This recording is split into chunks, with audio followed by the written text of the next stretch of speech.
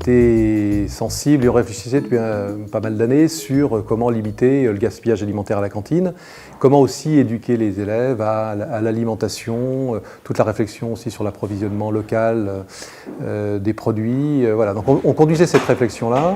Quand l'équipe de Kerval est aussi venue nous voir en nous disant qu'ils souhaitaient travailler avec nous sur un projet comme celui-là, et entre autres pour expérimenter la lutte contre le gaspillage et le recyclage, le compostage des déchets alimentaires.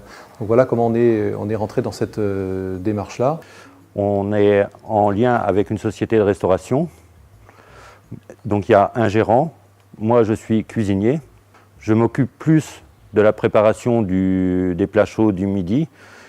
Donc on distribue les repas sur Quessoy, sur Saint-Ilan, sur Bron et sur l'école primaire de Plumogat.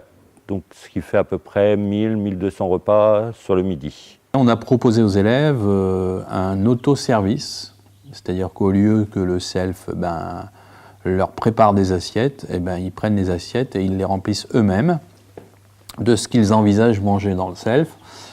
Alors ça a deux intérêts. D'une part, ils prennent que ce qu'ils souhaitent en fonction de leur faim. Et d'autre part, nous, sur la ligne de tri sélectif, on peut aussi dire aux élèves, écoute, tu as pris de la nourriture, tu as estimé ce que tu allais manger, il serait souhaitable que tu prennes la nourriture que tu vas manger et non pas celle que tu vas jeter. Et en faisant cela et en travaillant quand même pas mal avec les élèves sur cette sensibilisation de tri au final, on a divisé par 2 la production de déchets et on est arrivé aujourd'hui à une situation où on a à peu près 44 grammes par plateau de déchets, soit 50% de ce que l'on avait préalablement. Ici, on a la facilité que le self est pas loin de la zone de tri. En même temps, je peux regarder ceux qui se servent et ceux qui jettent, ceux qui prennent. Tout ce travail de fond, il a fallu le faire auprès des élèves, avec les commissions de restauration, parce qu'il faut bien intégrer l'ensemble des acteurs, les élèves, l'équipe de restauration, qui sont directement les premiers concernés, à savoir que si le compost n'est pas de qualité, la solution n'est pas bonne. Donc le tri sélectif qui se fait à la fin du self, il faut bien que les élèves soient prêts à le faire et sensibilisés à le faire. Par rapport à la réglementation, on est aussi gros producteur de déchets, donc on se doit maintenant de mettre en œuvre un recyclage, un compostage de nos produits alimentaires. Donc voilà comment on s'est lancé dans cette démarche-là, à la fois pour un intérêt propre, et puis avec aussi cette demande et puis ce partenariat proposé par Kerval. À Quessoy, on a un peu plus de 530 enfants scolarisés dans 3 écoles, 2 publiques et 1 privée. Et tout le système de restauration scolaire est un service public qui est mis en place par la commune. Donc on a fait le choix d'avoir un restaurant sur chaque école, voilà, avec du personnel communal qui accueille les enfants. Et donc du coup, on a une cuisine centrale et une distribution des repas qui se fait en liaison chaude.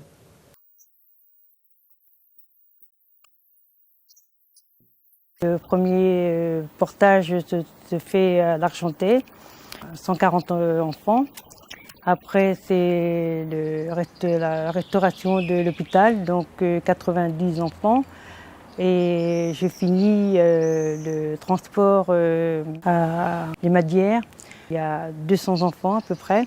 Nous, ce qu'on a la chance à Quessoy, les cuisinières participent au service du midi. Ce qui est important, puisque là, on se rend compte ce que les enfants mangent, ce qu'ils aiment, voilà. On a des objectifs assez précis sur la question de bien nourrir, qui est quand même la base du moment du repas. On est sur à la fois la question de la qualité du produit et à la fois la question de comment on va préparer ce produit. Voilà, la question du goût et des saveurs. Ça interroge aussi la formation des personnels. Donc on travaille avec la Cité du Goût. On se situe nous aussi dans le cadre du plan de lutte contre les algues vertes. On est accompagné par le pays de Saint-Brieuc sur la question de l'approvisionnement. On cherche à s'approvisionner chez des producteurs locaux qui pratiquent l'agriculture raisonnée. C'est aussi un garant de qualité. Puis ça nous permet aussi d'être dans le cadre de ce plan.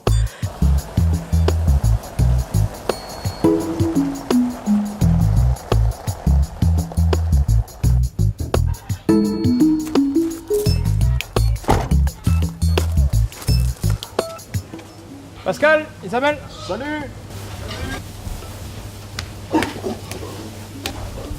Christophe, Ça va Bonjour, Pascal? Christophe. pardon. Salut. Stéphane. Ça va? Salut Isabelle. Ça va bien? Donc on a commencé à marquer, on a entendu le camion. Ouais. T'aurais une moyenne de mettre 22 ports pour cette semaine? Bien, 22. Ouais, c'est ça. J'ai marqué 5 ou 6. On va continuer, on va le mettre sous la bascule et vous n'avez qu'à vous mettre à quai. Un petit quart d'heure? Un petit quart d'heure. Ok, ça marche. Ok? Merci. 2012, Terroir et Traditions qui se sont installés à l'Envolon, donc Christophe Mahé et Stéphane Pestel, nous ont demandé si on voulait bien leur faire un porc sur paille avec une alimentation, avec un aliment fermier enrichi en graines de lin, donc pour un produit de qualité et pour commercialiser eux à leur boucherie et sur leur marché. Donc Isabelle et moi, nous avons décidé d'y aller. Donc nous avons fait 200 places en 2012. Terroir et Tradition m'en prend quand même 90% aujourd'hui, c'est-à-dire 20 à 22 porcs semaine. C'est eux qui prennent les cochons, qui sont tués à l'abattoir de Quintin. Et Christophe et Stéphane vont les rechercher avec leur propre camion.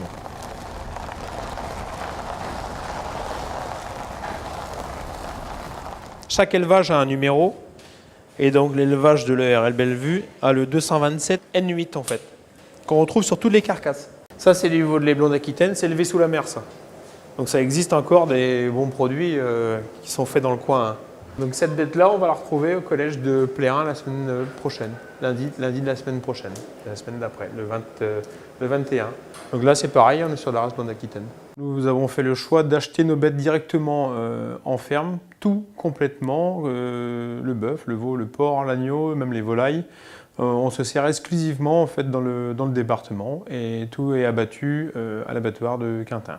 Quand je vais choisir mes bêtes en ferme, la première chose que je fais, c'est acheter des produits de qualité. Je ne vais pas acheter à un prix d'abord. Je vais d'abord regarder la qualité des produits pour satisfaire ma clientèle et moi aussi. Il existe des grilles de prix. Je ne les regarde pas plus que ça, en fait, les grilles de prix. Il y a une filière, il y a un métier, il y a des éleveurs qui doivent en vivre. J'achète bien, un peu plus cher que les autres, et les résultats sont derrière, donc c'est faisable de payer un petit peu plus. Autres, nos clients en particulier, qui est comme 90% de notre activité. Le restant, c'est cantine, collège, lycée, foyer et logement. Les produits que je propose à la Restauco sont les produits de boucherie, bœuf, veau, porc, agneau, et des produits de charcuterie en fait. Pour nous, il est assez facile de nous adapter à la demande du client au niveau du grammage. Je trouve même tout à fait normal de nous adapter au grammage. On livre des petites écoles, même des crèches, des maternelles, si c'est du 70 grammes, c'est ça qu'ils ont besoin. On comprend qu'ils n'ont pas besoin de 140 grammes pour un tout petit. Et on livre des collèges, des lycées, c'est du 130 grammes, du 140 grammes. Les ados, ça mange, il faut leur mettre la ration. Si on va leur mettre du 70 grammes, ils n'auront pas assez dans leur assiette. Donc on s'adapte et c'est logique qu'on s'adapte. On a une richesse et une chance dans notre département, c'est qu'on a tout côté mer, côté terre. En Côte d'Armor, on a tout ce qu'il faut. Merci Monica. Merci. Tous les samedis. Voilà, c'est un temps de convivialité. Je privilégie de toute façon les circuits courts, donc de la très bonne viande. Voilà, donc ça n'enlève rien au fait que donc il est au demeurant très sympathique en plus. Donc tous les ingrédients sont réunis pour se faire plaisir. Hein. Le marché, c'est du lien social. Hein, donc voilà.